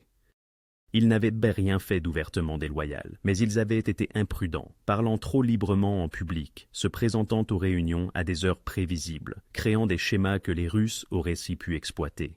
L'insouciance n'était qu'une trahison lente, déclara Tony à son équipe de sécurité lors d'un briefing, parole que Clara entendit fortuitement. Si vous ne respectez pas les protocoles, vous ne travaillez plus ici, sans exception. Le 4e jour, alors que Clara nettoyait la bibliothèque du 2e étage, elle surprit Lorenzo au téléphone dans son bureau. Non, les entrepreneurs ne parleront pas. Ils n'en savent pas assez pour être importants et ils craignent la prison plus que tout. Une pause. Frankie, on s'en occupe. Les affaires de famille restent en famille. Encore une pause. Oui, je suis sûr que l'organisation est plus propre maintenant qu'elle ne l'a été depuis des années. Le réseau Vulov est détruit et tous ceux qui nous ont compromis sont partis. Nous repartons de zéro. Cet après-midi-là, Clara croisa Polly Marchetti dans le couloir. Le bras droit de Lorenzo semblait vieilli, plus grave d'une certaine manière. « Le boss m'a raconté ce que tu as fait, » dit Polly d'une voix basse. « Il m'a dit comment tu as entendu la puce, comment tu l'as prévenu. Ça a demandé du cran, gamine. »« J'ai juste fait ce qui me semblait juste, » répondit Clara. « La plupart des gens ne le font pas. La plupart détournent le regard, baissent la tête, se protègent en premier. » répliqua Polly, son expression teintée de respect. « Tu l'as protégé en premier, ça compte. » Alors qu'il s'éloignait, Clara réalisa que la dynamique interne de l'organisation avait complètement changé. Auparavant, elle était invisible, la domestique, le simple mobilier, la personne que personne ne remarquait.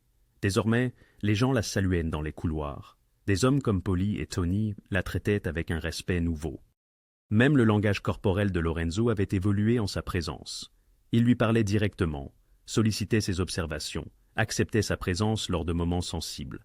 Ce soir-là, alors que Clara s'apprêtait à partir, Tony l'arrêta à la porte. « Le boss veut te voir demain matin à 9h, dans son bureau. Habille-toi bien. » Voyant son visage confus, il esquissa un léger sourire. « C'est une bonne nouvelle, Clara. Fais-moi confiance. » Cette nuit-là, allongée dans son petit appartement, avec Joey Batts en faction dehors comme d'habitude, Clara repensa à tout ce qui avait changé. Un simple avertissement chuchoté avait révélé un traître, démantelé une organisation rivale et purifié l'empire de Lorenzo de sa corruption. Mais cela avait aussi coûté à des gens leur emploi, leur gagne-pain. Maria était partie, S était parti. Une douzaine d'autres avaient disparu, leurs familles impactées par des décisions prises au nom de la sécurité. En valait-il la peine? Clara n'en avait aucune idée. Dans le monde de Lorenzo, la loyauté était capitale, et la trahison impardonnable.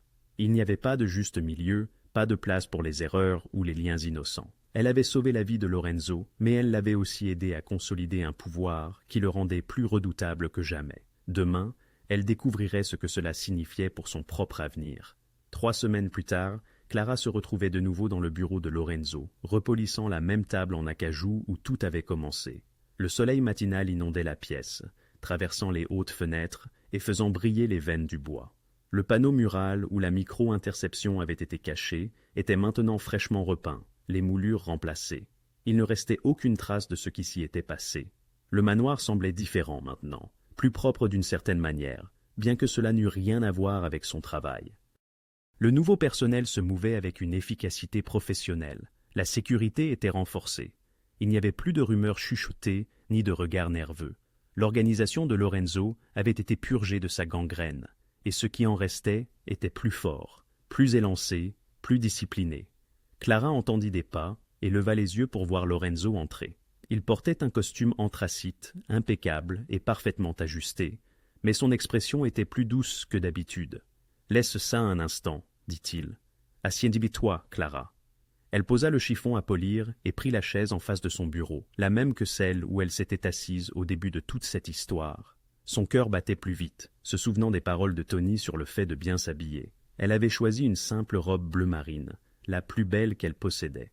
Lorenzo s'assit au bord de son bureau plutôt que derrière, rendant le moment moins formel, plus personnel. « Un seul mot a tout changé, dit-il doucement.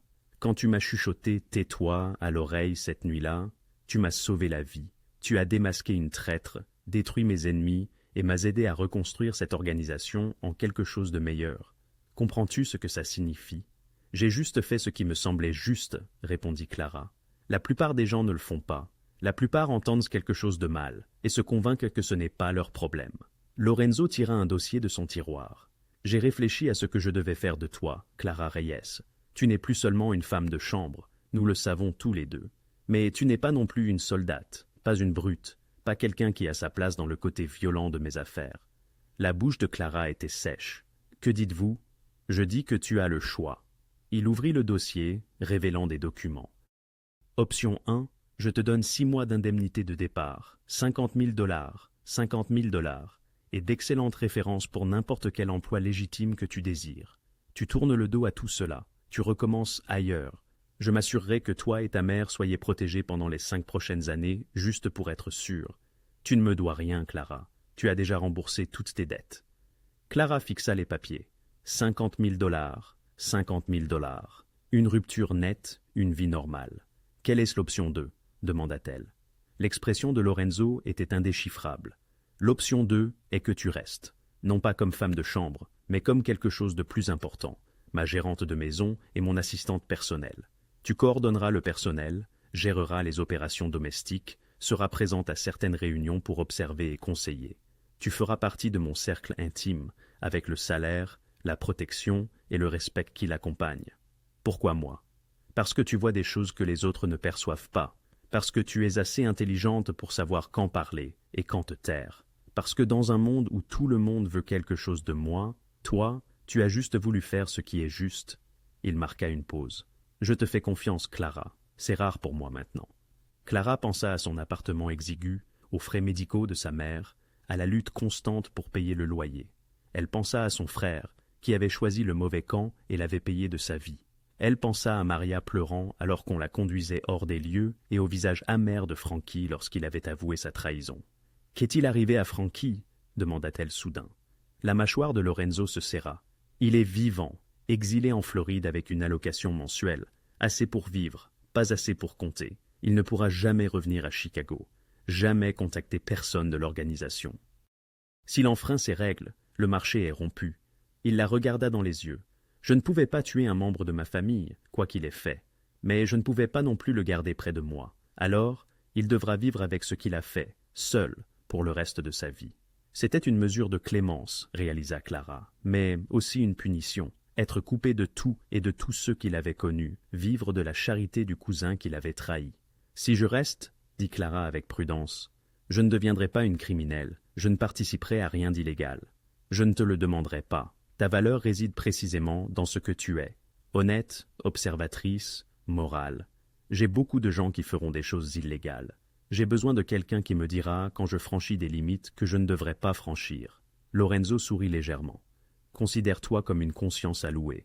Clara regarda autour d'elle dans le bureau, les livres qui tapissaient les murs, les œuvres d'art qui coûtaient probablement plus qu'elle n'en gagnerait en une vie, les fenêtres donnant sur un domaine qui nécessitait un personnel complet pour l'entretenir. C'était un monde différent, dangereux, complexe, moralement ambigu. Mais c'était aussi un monde où ses instincts, ses observations, les leçons de son frère sur l'importance de dénoncer l'injustice et d'intervenir, avaient enfin un sens. « Je veux que ma mère soit prise en charge, » dit-elle. « Une couverture médicale complète, pas seulement pour les urgences. Et je veux la promesse que si je vois quelque chose que je ne peux pas accepter, je pourrai partir sans conséquence. »« C'est fait et bien fait, » déclara Lorenzo, en se levant et en lui tendant la main. « Bienvenue dans la famille, Clara. » Elle lui serra la main, ressentant le poids de cette décision. Elle franchissait un seuil, s'engageant dans une vie qu'elle n'aurait jamais imaginée. Mais peut-être que ce chuchotement d'avertissement avait été bien plus. Non seulement un moyen de sauver la vie de Lorenzo, mais une véritable porte vers un chemin inattendu. Encore une chose, ajouta Lorenzo, tendant la main vers son bureau. Il en sortit une petite boîte en velours qu'il lui tendit. À l'intérieur, un simple collier en or avec un petit pendentif en forme de clé. Dans ma famille, cela symbolise la confiance, expliqua Lorenzo. Tu détiens les clés de ma maison, de mes secrets, de ma confiance. Porte-le en signe que tu as désormais ta place ici. Clara l'attacha autour de son cou, sentant le poids du pendentif contre sa poitrine. En quittant le bureau ce matin-là, non plus femme de chambre, non plus invisible, mais quelque chose de nouveau, d'indéfini, elle croisa son reflet dans le miroir du couloir. La femme qui la regardait était différente de celle qui était arrivée dans ce manoir 3 mois plus tôt. Cette femme-là survivait, invisible, la tête baissée. Celle-ci avait du pouvoir, du respect et un but. Elle n'avait jamais cherché cela, ne l'avait jamais voulu. Mais un simple avertissement chuchoté dans l'obscurité avait bouleversé l'équilibre d'une guerre de pouvoir entière. Et maintenant, elle se tenait au centre de tout cela. Clara toucha le pendentif en forme de clé à son cou et sourit. Parfois, les voix les plus silencieuses changent tout. Fin.